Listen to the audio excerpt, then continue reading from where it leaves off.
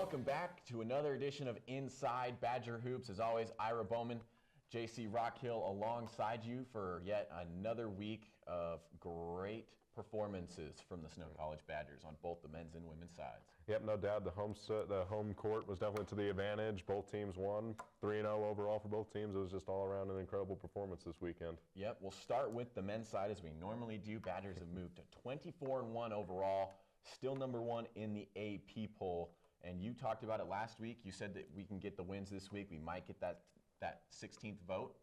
Badgers came out with a full vast majority or unanimous number one spot with all 16 votes this week. And Trinity Valley, who was number 2 and was receiving that last vote, has fallen from 2 to 4. And Indian Hills has moved up from 3 to 2. So the Badgers have a top 2 win already this year with Indian Hills moving up to that spot. So that's definitely something to look at that's important with this team. Yeah, no doubt. And this number one spot, I mean, it was just really well earned all throughout the season. When you look at the teams that they've beaten, you mentioned Indian Hills, Trinity, obviously they're going to be a really tough team going ahead. But I definitely think this is a well-earned spot with the number one and this men's team. They're really not looking to take the foot off the gas. Yeah, none at all. Badgers are 10-0 in conference play, 8-0 at home, 9-0 on the road, and then 7-1 on neutral games. And with the 2 wins this week, 17-game winning streak dating back to November 22nd. That's a very long time. And in that stretch, Badgers have had 5 players averaging double digits. Still, for the past, I think it's been 5 weeks, Coach May's team has had 5 players averaging double figures, and still 4 players shooting over 40% from the field. We've talked about that every show.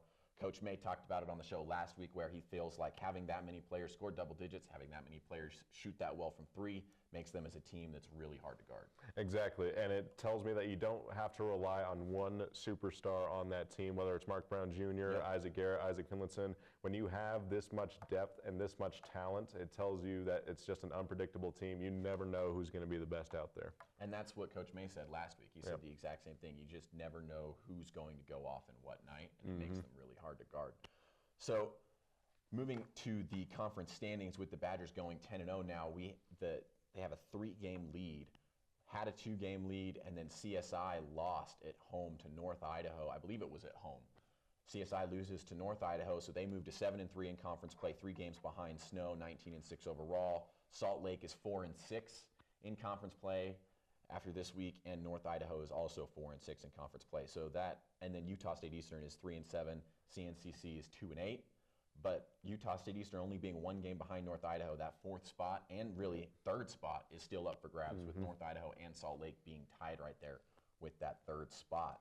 And then there are the head-to-head tiebreakers that also will occur once we get to that point for the conference tournament here in a couple weeks. But for the games that actually happened, now that we'll actually get to those, Snow College played CNCC this past Thursday at home and got an 98 to 84 victory. That's a 14-point win, the same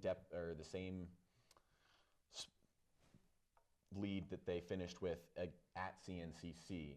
So 14-point win at CNCC and then a 14-point win at home, where the Badgers kept it, kind of struggled in that first half, and CNCC was able to keep it close. Yeah, and in that CNCC game, you just mentioned it, I think it was, again, a really nice pull-away victory, no doubt in my opinion, where the players really just rallied around each other, rallied around the Coach May, and was just able to pull out a really nice victory. And CNCC, to their credit, they made it a very close game, really took it to the number 1 team in the nation. Obviously, it being a conference game, it's a different level of play, and the Badgers just came out hot as ever in that second half and just able to pull away, really rallied around each other, and was just able to get the win. The Badgers ended the first half on a 14-0 run to go up 45 to 39 at halftime. So it was a 16-point game at half. And when the Badgers played at Colorado in their first matchup, it was a 5-point game at halftime. So a 1-point difference. And then the Badgers outscored Colorado Northwestern 53 to 45 in the second half to get that 14-point win. Yep. In terms of finishing, I mean, this was really just the storyline of it all, the strong finishing, which has been the story of the Badgers all throughout the season. They are all gas, no break style of team, but Obviously, the Saturday game against Salt Lake City Community College wasn't exactly the case, but in terms of this Colorado Northwestern game, it was exactly that. They are a team that is never going to give up. They will never stop playing as hard as they can do. Yep, Tyler Christensen, number 22 for Colorado Northwestern, had a game-high 31 points, went 9 for 14 from the field in 34 minutes. He played tremendously well, and the Badgers kind of had a hard time stopping him on all around the floor. And leading scorer for the Badgers this week in that game was Isaac Finlinson once again, 24 points on 7 of 12 shooting in 29 minutes, so under 30 minutes once again. And then Coach May's team had 5 players in double digits in this game as well. Coleman Ford had 13, Isaac Garrett had 11, Mark Brown had 13 off the bench. Coleman Ford actually started this game in place of Mark Brown Jr., which is not something we'd seen so far this year. And then Kyle Lemke also had 12 points off the bench for Coach May in this game. Yeah, and when you mentioned Coleman Ford starting the game, I think that's what really threw off Colorado Northwestern, how they had to deal with Coleman Ford, who on his own is hard enough to guard, but when he's starting and everything and you have to already, after playing a few minutes against Coleman Ford, you have to deal with Mark Brown Jr. right now, who is just as, if not more, dynamic. Yep. And so the Badgers come away with that 98-81 victory on Thursday. 2 days later, Salt Lake Community College comes to town, and boy, was that a thriller. Badgers win 91-86 in overtime. I believe the score was tied at 74 apiece at the end of regulation. Going into overtime, Salt Lake had an opportunity to win the game at the buzzer with a Xavier Edmonds jumper. I believe it was a pull-up jumper over Isaac Garrett, who was in foul trouble at the time, had 4 fouls. Missed it just off the back iron, and the Badgers go into overtime. But let's rewind a little bit. What was that? It was a really competitive first half. Badgers kind of struggled a little bit, but were able to find a groove in that first half. What was it in that first half that you really liked to see? The biggest thing that I really loved from the first half was the fact that their defense was kind of letting them down, so they really had to rely on the offensive end of the basketball, in terms of them just not turning the ball over. We mentioned it in the last show. They had to cut back on the turnovers. They had 9 in this game, if I remember right, which is definitely just one off from double digits. So I definitely think they did better turnover-wise and protecting the ball, but they also had their struggles moving it around, finding open guys for the open shots. And defensively, I think it was just the hustle and the effort of the Bruins that outlasted them in that first half. Yep. I mean, Xavier Edmonds played a phenomenal game. At halftime, you mentioned Badgers struggling defensively. Xavier Edmonds only had 9 points at halftime, which is tremendous, especially with Isaac Garrett having 2 fouls right at halftime. But it was the second half where the Badgers defense picked up and then the offense slowed down. And that was kind of the reason why it went into overtime. I mean, the Badgers only shot 19%. It wasn't, I think it was like 19.1 or something like that. Somewhere around there. Percent from the field in the second half. They went 5 for 26 and 3 of 10 from 3. Right. But making 12 out of 18 free throws was able to keep them in the game offensively. Exactly. Yeah, I mean, when you talk about flipping the script, that second half was the case of it. The Badgers, obviously, they had those struggles in the first half, but the fact that they were able to flip on one side and play so dynamically and flip to the other one and play a little bit more poorly than we've seen in the past, it shows that it might be a little bit of a struggle and a focus in practice, but in terms of the overtime play, that was just Badgers all around, offensively and defensively. Yep. It was a 9-point game at halftime. The Badgers shot 47% from the field in the first half, and then, just like I mentioned, went right to 19% in the second half. However, things changed in overtime for both teams. Both teams played well offensively in overtime. It was Salt Lake scoring their first 5 baskets, but Snow got out to, I believe, a 6 or 7 point lead in overtime. It was somewhere around there. It was what it was. Yeah. Mark Brown Jr. gets a steal early in overtime. This was in the first minute. Gets a steal, fast break layup. I believe it was Luke Smaley who fouled Mark Brown Jr. Very intentional, both hands. Oh, yeah. It wasn't purposely trying to hurt Mark or anything, but obviously it was just the speed and momentum that you have on that fast break, trying to get back on defense. That speed and momentum, especially going against a dynamic point guard, you're going to get called about 95% of the time. Well, I mean, it was an obvious intentional foul. Luke Smaley didn't want to give up an open layup in transition in overtime, so he fouls Mark Brown Jr., and that actually hurt Salt Lake more. Yeah. Mark Brown Jr. does only make 1 for 2 of the technical free throws for the intentional foul, but right off the inbounds when the Badgers get the ball back, he drills a 3 right in the corner, and that gave the Badgers a 4-point lead right at the beginning of overtime. Yeah, no doubt. That stole momentum, and it definitely got the crowd back into the game. Like, yes, these are our Badgers. This is what we're used to seeing, those big shots, those big threes. Like, this is the team that we want to see, and that momentum just went all throughout the rest of the overtime period. Yeah, Mark Brown Jr. was really the hero of overtime for Snow College. 9 points in overtime, 4 of 5 from the free throw line, 1 of 2 from 3. I mentioned the one that he made just barely, 2 of 3 from the field, and every Badger was hitting shots when it felt like it counted. The only thing that was really negative that actually really happened in overtime was Isaac Garrett fouled out after playing most of the second half, with 4 fouls. Yeah, and that's just incredible resiliency from Isaac Garrett. You know, the fact that he had those 2 early fouls in that first half, no doubt, and he played he started the second half with 2 fouls, gets 2 more fouls in that one. Within the first, 3 minutes of the second half. Yeah, exactly. Exactly that. So that tells me that he's a very smart player, realizes the situation he is in. He realizes what he has to do differently, guarding Xavier Edmonds when he has to, and really just focusing in and playing smart basketball and just not getting that 5th foul until overtime. That's an incredible performance. Yeah. And when you talk about Isaac Garrett and you look at the box score, Coach May praised his defense after the game, but the box score might not say that because Isaac Garrett was matched up with Xavier Edmonds a lot in this game, both in the zone and in the man, and Xavier Edmonds finished with 37 points. Yeah. A lot of those came in the second half when Isaac Garrett was on the bench, but finishing with 37, it was a game high for Xavier Edmonds, led the game in scoring, but Isaac Garrett was able to hold him while he was in the game, just enough for the Badgers to be able to come out with a victory there. And part of that, and Isaac Garrett's scoring in this game, he led the Badgers with 19 points on 9 of 17 shooting in 27 minutes, is why he's this week's men's basketball king of the court. Yep, but very well earned by Isaac Garrett. You know, he had double-digit points in both the games against Colorado Northwestern, and he just mentioned against Salt Lake he had a team-leading 19 points, and his rebounding was even more dynamic against Salt Lake. He had 7 of those, had an assist, and of course, as I mentioned, the fact that he didn't foul out until overtime. And it was at 2 minutes and 45 seconds left in overtime, so he played just over two minutes in overtime without getting that 5th foul. Yep, exactly. Incredible resiliency, really locked in and did what he had to do to win, and it's a very well-earned award, so congratulations. He's the king of the court. Yep, and I do want to shout out Isaac Finlinson for the Badgers, too, who had 24 against CNCC. He's this week's Scenic West Athletic Conference Player of the Week. We picked Isaac Garrett for king of the court because what we thought he did on the defensive end, and he had 7 rebounds in this game as well.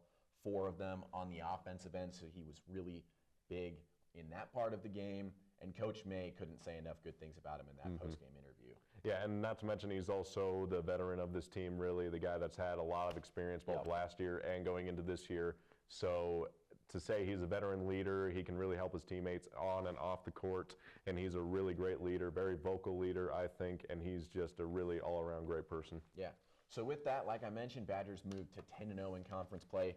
Salt Lake fell 4-6 in conference play. They're tied right now with North Idaho for that 3rd spot. Moving on to the women's side, some scheduling changes for the women had them only play 1 game this week rather than playing Salt Lake at home.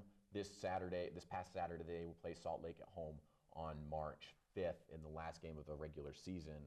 So only 1 game for the women this week against Colorado Northwestern, who was the first and for a while the only conference win that the Lady Badgers had, and they were able to come out in a tough game and pull out the win to get their 3rd straight conference victory. Yeah, no doubt. And these 3 straight conference wins could not have come at a better time, in my opinion. Oh, yeah. Because that makes you 4-5 in the conference. You're right there with USUE, who is 5-5 in the conference. So you're basically right up there, and you're playing them this week. So I definitely think that the Badgers have tons of momentum, and it just goes back to what they've done differently, both on the road and at home this week. It was just an all-around great performance. A little bit of hot and cold moments, but all around you're able to get the win. A win is a win, and just focus on the next game. Yeah, and the Badgers win this game 68-57 in a close first half.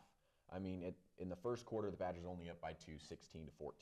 at halftime, or in the second quarter, the Badgers had scored 24 points to just Colorado Northwestern's 16 points. So it was a good lead at halftime for the Badgers. And the second half in that third quarter changed very differently. 21 points in the third quarter for Colorado Northwestern, only 8 points in the third quarter for Coach Zoo's team. We talked about it in the games that they had lost this year, where that dreaded one quarter scoring single digits has killed them a lot.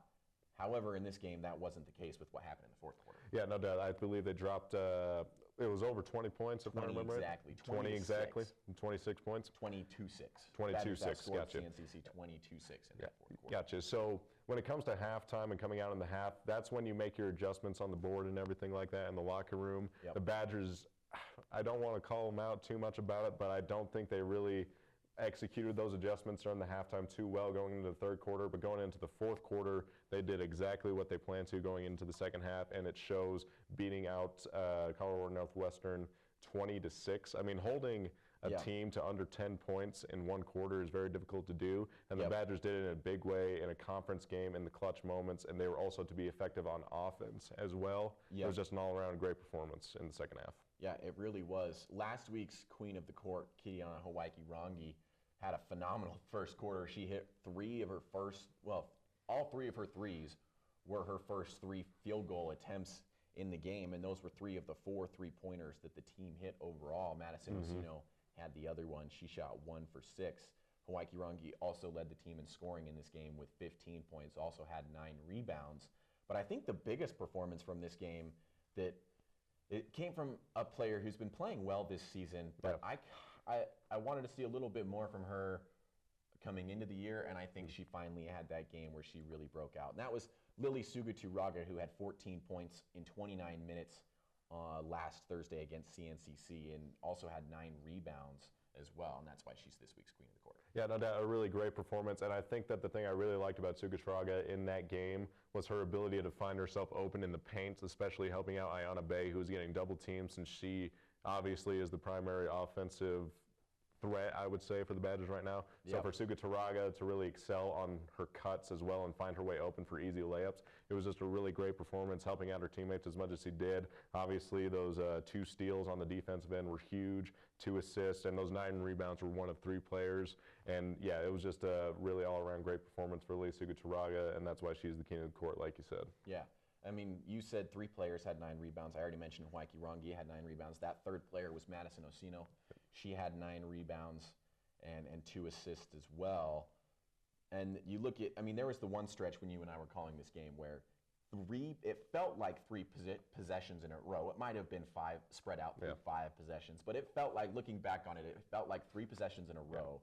CNCC was in a 2-3 zone, and Ayana Bay gets the ball just barely below the free throw line in the high post, and immediately Suguturaga is either already right below the defense at the rim or cutting right below the defense at the rim, and it was just an easy lob pass, bounce pass, and Suguturaga had 3 layups on 3 assists from Ayana Bay. That felt like 3 possessions in a row, and it was huge. Oh, yeah, and it really was huge, and credit Ayana Bay for identifying the help defense going against her, because that's going to leave Suguturaga wide open on that one. And as I mentioned before, it really came down to Suguturaga seeing that her center was in trouble, making those cuts when she had to, and just finding her way open in the paint right there on the block. And it was just a lot of easy buckets for her, and really just locked in as well. She was really safe with the ball as well. And yeah, she was just an all-around great performer. Yeah, and so with this win, 68-57, Lady Badgers moved to 15-9 overall, 4-5 in Scenic West Athletic Conference play. You mentioned it, they're 1 game behind Utah State Eastern, who is 5-5 right now, and CSI is 6-4 at 3rd place, and North Idaho is 7-3 at 2nd place, and Salt Lake is at 7-2 in 1st place on the women's side of the Scenic West Athletic Conference standings. So the Lady Badgers still in contention for that 4th spot, especially since they play against Utah State Eastern this week on Thursday. So only 1 game this week for both the men's and women's side, just a trip to Price against the Eagles of Utah State Eastern. And you talked about, and I just talked about a little bit, those conference standings. Not only would this tie, if the Lady Badgers were to be able to get a win in this game this Thursday, not only would that tie us up in the win column against Utah State Eastern. It would also give us one more game to try and get the head-to-head nod over them, right? Because if Utah State Eastern wins this, they'll go 2-0 against us, and then they would have the head-to-head because it's best. You play every team 3 times, right? So you have a chance to win 2. So they would have the head-to-head if they win this week. If we win, we'll be able to split it 1-1, and then have another home game. No, Utah State Eastern already has the head-to-head. Yeah, I was wrong about that. Utah State Eastern won here in that heartbreaking loss, the one that lost the free throw line. So okay, forget all that. But this third game would be enough to put the Lady Badgers in front of them in the standings, because Utah State Eastern would then have 6 losses. We would only have 5, and that would put the Badgers up in that 4th spot. Yeah, no doubt. I think that for this game, the Badgers really have to keen in on their last performance against Utah State Eastern, because last time they were in Price, they lost 61-46. So going into this game, you really have to focus on what you did right at the Horn Activity Center a couple weeks ago. You only lost by 1 point. You were executing things very well. It was just the mistakes you made that you really have to look back on and decide what you're going to do differently going into this game. Yeah, couldn't agree more. And with those 3 keys that we've been doing this for a while, 3 keys for that game. I'm going to do the first one: limit turnovers. Against CNCC this Thursday, Badgers have been staying under 30, but they have been right around that 20 number. Against CNCC, they had 23. Against Utah State Eastern the past couple games, or the last 2 times they played, one of them they had over 30, and one of them I believe at Utah State Eastern it was around 25, but I'm not entirely positive. So that's going to be the first one for sure, and then also limit points off turnovers. So when the Badgers turn it over, they got to get back in transition and not allow points off those turnovers, because those are what really kill you. If you can get the stop after a turnover, it doesn't hurt as much as when you actually give up a bucket. Yeah, exactly that. And I think that really translates in terms of the second key of the game. I think it's going to be make your contested shots at the rim, because we have seen the Badgers struggle in transition offense when they get the steals and everything. They really struggle when the contested shot come back and the transition comes after them. So I would definitely say finish through that contact and really focus on trying to find the open man in the transition offense and hit them in stride. Yeah, I mean, I couldn't agree more. And there was one player for Utah State Eastern who really gave the Lady Badgers some problems, and so they're going to need to stop in both her games as well. Both games, yep. It was Scrivener. She had 20 plus in the first game. I believe it was 24. Somewhere around there. And had double digits, between 10 and 20 in the second game here at the Horn Activity Center. So they're going to need to be able to stop her in this ball game if the Badgers want to be able to get this win.